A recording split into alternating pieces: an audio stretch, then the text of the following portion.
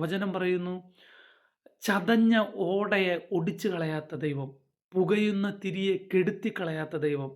പുകയുന്നതിനെ കെടുത്തിക്കളയാൻ എല്ലാവർക്കും വളരെ ഇഷ്ടമാണ്, ഭയങ്കര സന്തോഷമാണ്. ചതഞ്ഞതിനെ ഒടിച്ചു കളയാൻ എല്ലാവർക്കും ഇഷ്ടമാണ്. എന്നാൽ ദൈവത്തിൻ്റെ പ്രത്യേകത, വചനത്തിൻ്റെ പ്രത്യേകത, ചതഞ്ഞതിനെ അവൻ ഒടിച്ചു കളയത്തില്ല. നീ ഒരു ചതഞ്ഞ വ്യക്തിയാണോ? ഹൃദയം നുറുങ്ങിയ വ്യക്തിയാണോ? ഇനി എന്തു ചെയ്യുമെന്നറിയാതെ ഭാരപ്പെട്ടിരിക്കുന്ന വ്യക്തിയാണോ? പ്രിയ ദൈവവേദലെ, നിന്നോട് വചനം പറയുക, ദൈവം നിന്നെ ഒരു നാളും അനാഥനായി വിടത്തില്ല. പ്രതീക്ഷിച്ചവരെല്ലാം നിന്നെ ഒറ്റപ്പെടുത്തി കാണുമായിരിക്കാം, നിന്നെ മാറ്റി നിർത്തി കാണുമായിരിക്കാം. സങ്കടപ്പെടണ്ട, ഭാരപ്പെടണ്ട. ഈ ശൂന്യതയുടെ നടുവിൽ കർത്താവാകുന്ന ദൈവം നിന്റെ അടുക്കൽ വരും, നിന്നെ ചേർത്ത് പിടിക്കും.